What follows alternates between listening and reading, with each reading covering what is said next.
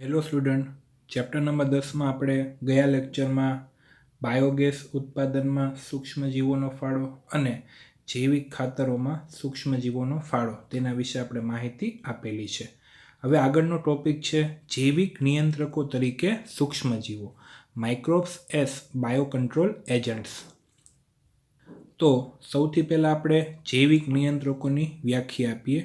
તો જૈવિક નિયંત્રકો એટલે જૈવિક પદ્ધતિઓના ઉપયોગ દ્વારા વનસ્પતિ રોગો અને પેસ્ટનું નિયંત્રણ. એટલે કે કોઈ સજીવોનો ઉપયોગ કરીને વનસ્પતિને જે રોગો થાય છે અને જે પેસ્ટ છે, જે પાકને નુકસાન પહોંચાડે છે, તેનું આપણે નિયંત્રણ કરવાનું છે. બીજા શબ્દોમાં આપણે કહીએ તો સૂક્ષ્મજીવો હાનિકારક પેસ્ટનો નાશ કરે છે, તેને જૈવિક નિયંત્રકો કહે છે. તો આપણે પહેલાં પેસ્ટ વિશે માહિતી આપીએ. તો ખેતીવાડીમાં પાકને નુકસાન કરતા ઘટકોને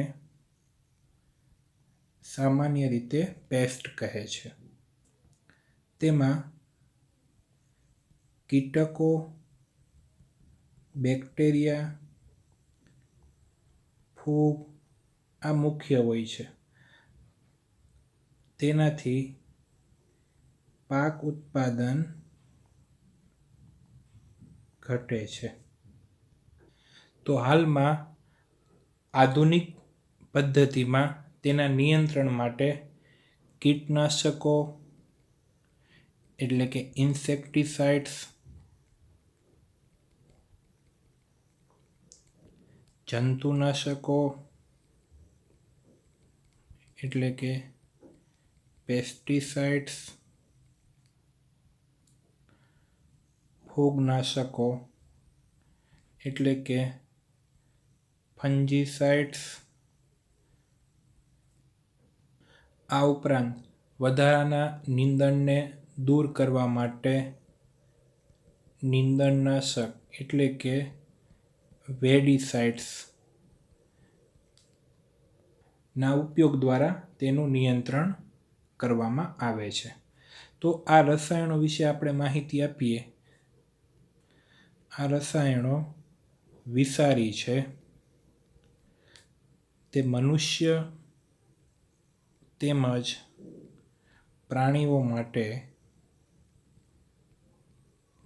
ખૂબ જ હાનિકારક છે. આ ઉપરાંત તે પર્યાવરણ, ભૂમિ જળ, ફળો, શાકભાજી વગેરેને પ્રદૂષિત કરે છે.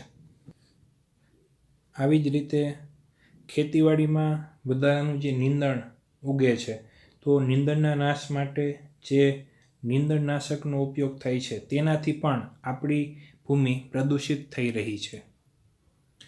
તો હવે આના વિકલ્પે હવે સૂક્ષ્મજીવો દ્વારા તૈયાર કરેલ નિયંત્રક દવાઓનું ઉત્પાદન કરવામાં આવે છે. અને આ પ્રકારની દવાઓ વાપરવાથી નિવસન તંત્રની સમતુલા જળવાય છે.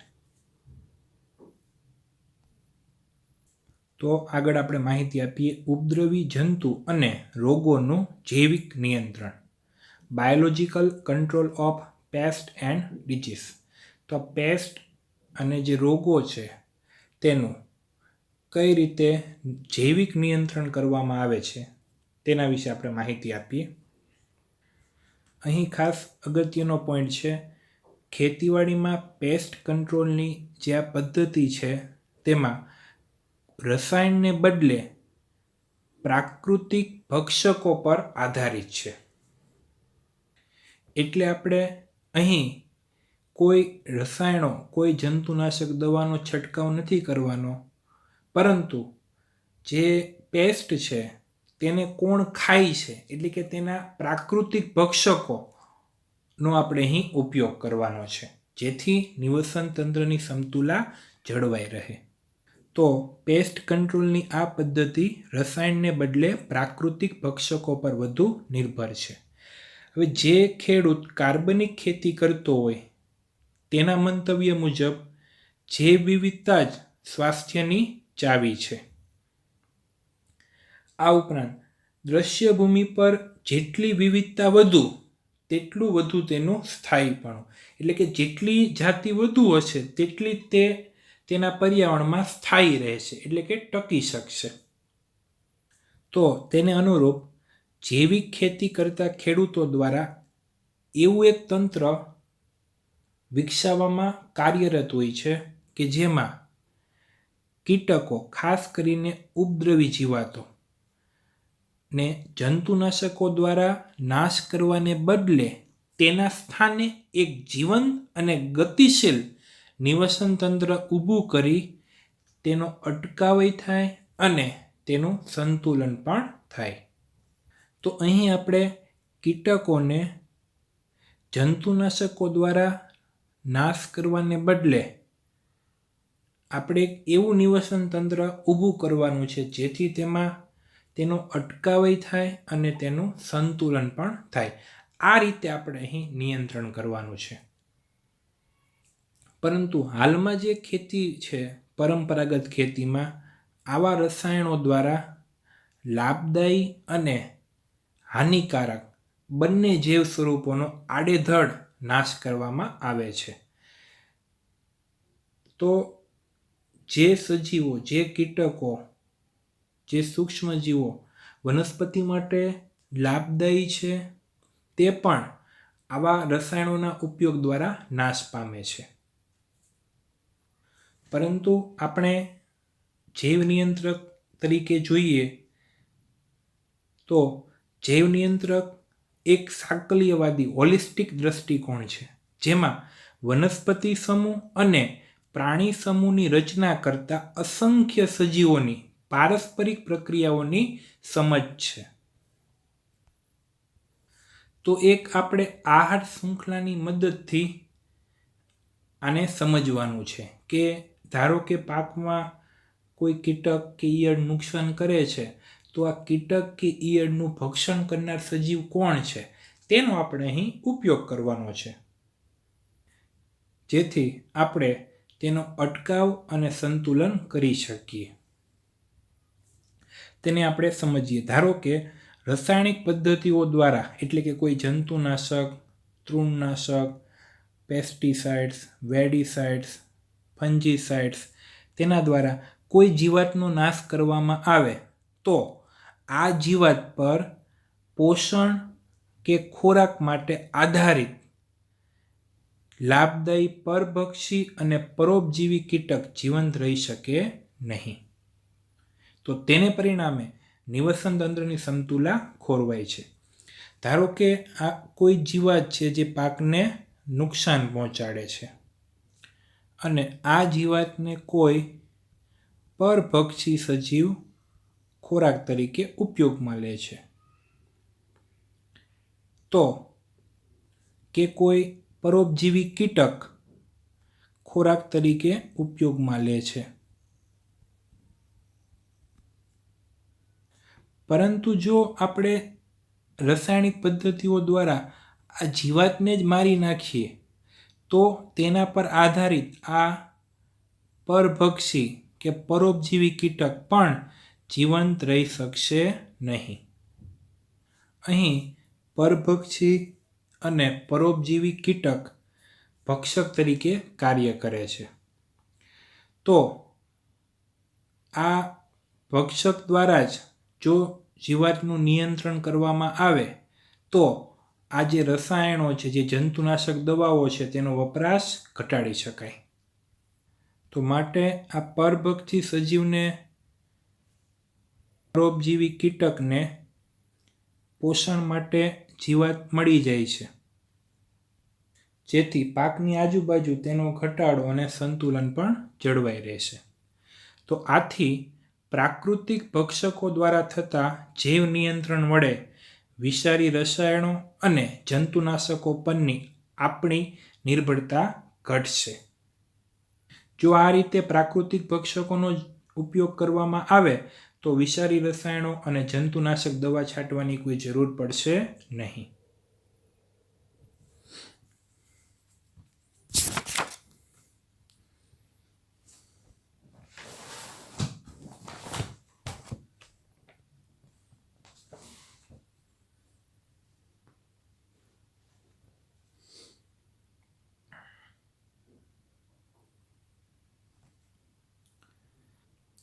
પરિણામે ખેતરમાં વસવાટ કરતા પરભક્ષીઓ, જંતુ જીવાતો અને અન્ય સજીવોની પારસ્પરિક પ્રક્રિયાઓ અને જીવનચક્રોની જાળવણી થઈ શકશે.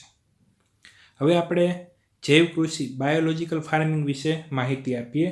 તો જૈવ કૃષિના અભ્યાસ દ્વારા અલગ અલગ ભિન્ન જીવન સ્વરૂપોની જાણકારી મળે છે. તો તેમાં આપણે જોઈએ તો ખેતરમાં વસતા પરભક્ષીઓ, ખેતરમાં કયા પરભક્ષીઓ વસવાટ કરે છે તેનો ખ્યાલ આવશે. ત્યાં કયા કીટકો કે ઈયળો છે તથા તેનું ભક્ષણ કરનારા કોણ છે અને તેઓનું જીવનચક્ર. આ ઉપરાંત તેની ખોરાક ગ્રહણ કરવાની પ્રક્રિયા અને નિવાસસ્થાન કે જે તે પસંદ કરે છે. આ બધું જ જ્ઞાન આપણને જૈવ નિયંત્રણ માટે ખૂબ જ ઉપયોગી થઈ શકે છે. તો તેને અનુરૂપ આપણે એક્ઝામ્પલ જોઈએ જે જૈવ નિયંત્રકો તરીકે ઉપયોગી છે અને પાકને આવા પેસ્ટ ઉપદ્રવકારકોથી બચાવે છે.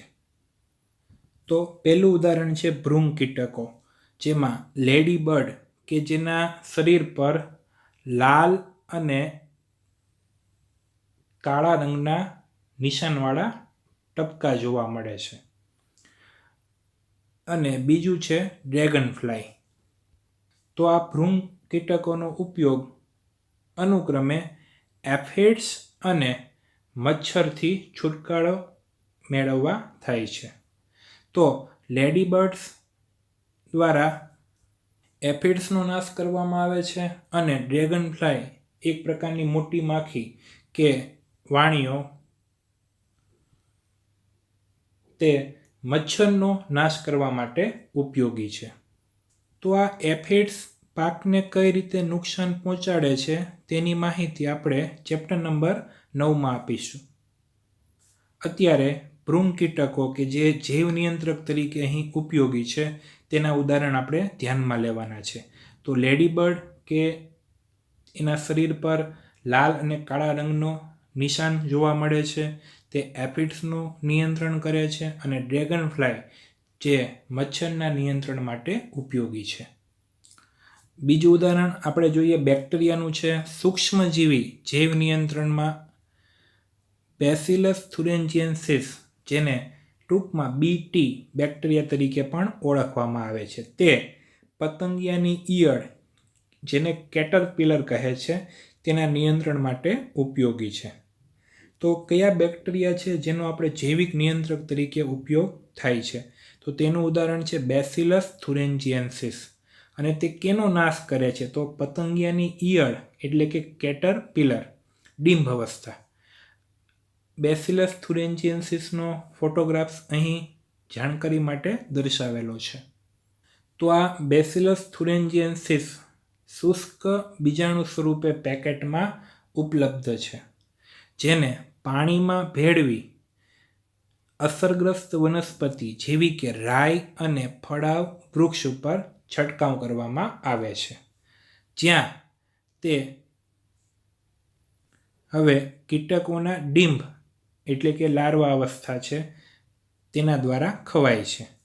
તો આ ડિંભના અન્નમાર્ગ મધ્યાંત્રમાં આ વિષ મુક્ત થાય છે અને તેનું મૃત્યુ થાય છે. અહીં ખાસ યાદ રાખવાનું છે, આ BT છે તે વનસ્પતિને કોઈ નુકસાન પહોંચાડતું નથી, અન્ય કોઈ સજીવો માટે પણ તે હાનિકારક નથી. તે જે કીટકોની ઈયળ છે કેટરપિલર તેનો નાશ કરે છે અને વનસ્પતિમાં આ નિષ્ક્રિય સ્વરૂપે જોવા મળે છે. જેવું તે કીટકના ડિંભમાં તેના અન્ન માર્ગમાં દાખલ થાય ત્યારે આ વિષ સક્રિયમાં રૂપાંતરિત થાય છે, જેને પરિણામે તેનું મૃત્યુ થાય છે. તો આ જીવાણુમય રોગ ઈયળને મારી નાખે છે પણ અન્ય કીટકોને કોઈ નુકસાન પહોંચાડતા નથી. તો આ લક્ષણને આધારે જ છેલ્લા 10 વર્ષમાં જનીન ઇજનેરી વિદ્યાના વિકાસથી જીનેટિક એન્જિનિયરિંગ ખાસ કરીને બાયોટેકનોલોજી. તો વૈજ્ઞાનિકોએ બીટી વિષકારક જનીનને જે પતંગિયાની ઈયળનો નાશ કરે છે, બોલવર્મ્સનો નાશ કરે છે, આ જનીનનું નામ છે CRY ક્રિસ્ટલ. તો આ જનીનને યોગ્ય વાહકની મદદથી વનસ્પતિમાં દાખલ કરેલું છે. આ વાહકનું નામ છે TI પ્લાઝમિડ, જેની વધારે માહિતી ચેપ્ટર નંબર 11 અને 12 આપેલી છે. તો તેને પરિણામે હવે વનસ્પતિ કીટકો અને ઈયળોનો પ્રતિકાર કરી શકે છે. તેનું એક જાણીતું ઉદાહરણ છે બીટી કપાસ, જે દેશના કેટલાક રાજ્યોમાં ઉછેરવામાં આવે છે અને તેની પાસે આ લાક્ષણિકતા છે. બીટી કપાસ એ જનીન પરિવર્તિત વનસ્પતિ છે. તેની અંદર આપણે આ બેક્ટેરિયાનું જે જનીન છે તે દાખલ કરેલું છે, જેથી હવે આ વનસ્પતિની આજુબાજુ કોઈ કીટકો કે ઈયળો જે તેને નુકસાન પહોંચાડે છે તે હવે તેને કોઈ અસર કરી શકશે નહીં. તો આ રીતે બેક્ટેરિયાનો જૈવિક નિયંત્રક તરીકે ઉપયોગ કરવામાં આવે છે. ત્રીજું ઉદાહરણ આપણે ફૂગનું આપીએ તો ટ્રાઇકોડર્મા ફૂગ, જે મુક્તજીવી ફૂગ છે, ફ્રી લિવિંગ ફૂગ છે. ખાસ કરીને તે મૂળના નિવસન તંત્રમાં જોવા મળે છે, એટલે કે ભૂમિમાં વસવાટ કરે છે, જેનો ઉપયોગ રોગિષ્ટ પાકની સારવારમાં થાય છે. એટલે કે કોઈ પાકને રોગ થયેલો છે કોઈ પેસ્ટ દ્વારા, તો તેની સારવાર માટે આ ફૂગનો ઉપયોગ કરવામાં આવે છે. આ ઉપરાંત ઘણા વનસ્પતિ રોગકારકો માટે તે અસરકારક જૈવ નિયંત્રક તરીકે કાર્ય કરે છે. એટલે કે જો આ ફૂગની હાજરી હોય તો વનસ્પતિને કોઈ રોગકારકો નુકસાન પહોંચાડી શકશે નહીં. તો આ ટ્રાઇકોડર્મા હાજિએનમ જે ફૂગ છે તે ભૂમિમાં જોવા મળે છે, ખાસ કરીને મૂળના નિવસન તંત્રમાં. તેનો ફોટોગ્રાફ અહીં દર્શાવેલો છે અને તે વનસ્પતિને કઈ રીતે મદદરૂપ થાય છે રોગિષ્ટ પાકની સારવારમાં. આ ઉપરાંત જે વનસ્પતિ રોગકારકો છે તેની સામે અસરકારક જૈવ નિયંત્રક તરીકે ઉપયોગી છે. નેક્સ્ટ ચોથું ઉદાહરણ છે બકુલો વાયરસ. તો આ વાયરસ કીટકો અને અન્ય સંધિપાદીઓમાં રોગ ઉત્પન્ન કરે છે. બકુલો વાયરસ પણ જૈવ નિયંત્રક તરીકે કાર્ય કરે છે. તેનો સમાવેશ ન્યુક્લિઓ પોલીહેડ્રોવાયરસ પ્રજાતિમાં થાય છે. ન્યુક્લિઓ એટલે ન્યુક્લિયસ, કોષ કેન્દ્ર, અને પોલીહેડ્રો એટલે કે પોલીહેડ્રલ એટલે કે આ પ્રકારનું બંધારણ. તો આ વાયરસ ન્યુક્લિઓ પોલીહેડ્રોવાયરસ પ્રજાતિમાં આવે છે. તે લઘુવર્ણપટીય કીટકીય પ્રયોજન માટેના શ્રેષ્ઠ સભ્યો માનવામાં આવે છે. એટલે કે આ વાયરસ ચોક્કસ મર્યાદિત જાતિ માટે અસરકારક છે. તે સીમિત વ્યાપમાં કીટનાશક તરીકે ઉપયોગી છે. એટલે કે આ વાયરસ કોઈ ચોક્કસ જાતિનો જ નાશ કરે છે, અન્ય કોઈ સજીવ માટે નુકસાનકારક નથી. બકુલો વાયરસ અહીં દર્શાવેલો છે આકૃતિમાં. નેરો સ્પેક્ટ્રમ એપ્લિકેશન છે, તેને પરિણામે તેઓની વનસ્પતિ, સસ્તન, પક્ષીઓ, માછલીઓ કે લક્ષ્યહીન કીટકો પર કોઈ ખરાબ અસર જોવા મળતી નથી. એટલે જ્યારે કોઈ કીટકોનું સંરક્ષણ કરવાનું હોય ત્યારે આ વાયરસ ઉપયોગી છે. IPM ઇન્ટિગ્રેટેડ પેસ્ટ મેનેજમેન્ટ જે પ્રોગ્રામ છે, આની અંદર આ વાયરસના ઉપયોગ દ્વારા સંવેદી નિવસન તંત્રીય વિસ્તારનો ઉપચાર કરી શકાય છે. સંવેદી નિવસન તંત્રીય એટલે એવો વિસ્તાર કે જ્યાં જૈવ વિવિધતા ઓછી હોય તેવા વિસ્તાર તો બકુલો વાયરસ પણ જે ટાર્ગેટ સજીવ છે તેના પર જ તે અસર દર્શાવે છે. અન્ય કોઈ જે લક્ષ્યહીન સજીવો છે તેના પર તેની ખરાબ અસર જોવા મળતી નથી. તો આને અનુરૂપ તેનો ઉપયોગ સંવેદી નિવસન તંત્રીય જે વિસ્તાર છે તેના ઉપચાર માટે થાય છે. જૈવ વિવિધતા બચાવવી ખૂબ જ જરૂરી છે, ત્યાં ઉપયોગ કરવામાં આવે છે. તો આપણે જૈવ નિયંત્રકોમાં લેડીબર્ડ અને ડ્રેગનફ્લાય, આ ઉપરાંત બેસિલસ thuringiensis બેક્ટેરિયા, ત્રીજું ટ્રાઇકોડર્મા ફૂગ અને ચોથું બકુલો વાયરસ, તેના વિશે આપણે માહિતી આપી. એક આપણે ઉદાહરણ આપીએ તો ઘણી વખત શાકભાજી, ફળ અને ધાન્ય પાકોમાં સૂત્રકૃમિઓ દ્વારા રોગ થાય છે, એટલે કે ઈયળો જોવા મળે છે. તો તેના નિયંત્રણ માટે વાયરસ, ફૂગ, બેક્ટેરિયા દ્વારા જે તૈયાર કરાયેલ દવા છે, એટલે કે બાયોનેમેટિસાઇડ્સનો ઉપયોગ કરવામાં આવે છે.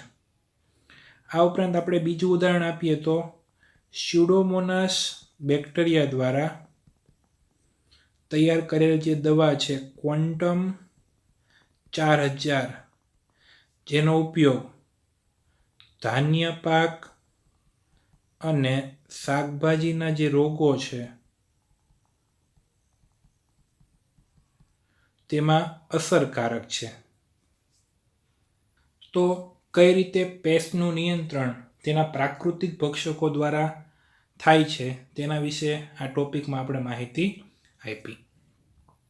તો ચેપ્ટરના બધા ટોપિક ફરી એક વખત રિપીટ કરી લેવા અને સ્વાધ્યાયના જે ક્વેશ્ચન આપેલા છે તે સોલ્વ કરવા. Thank you.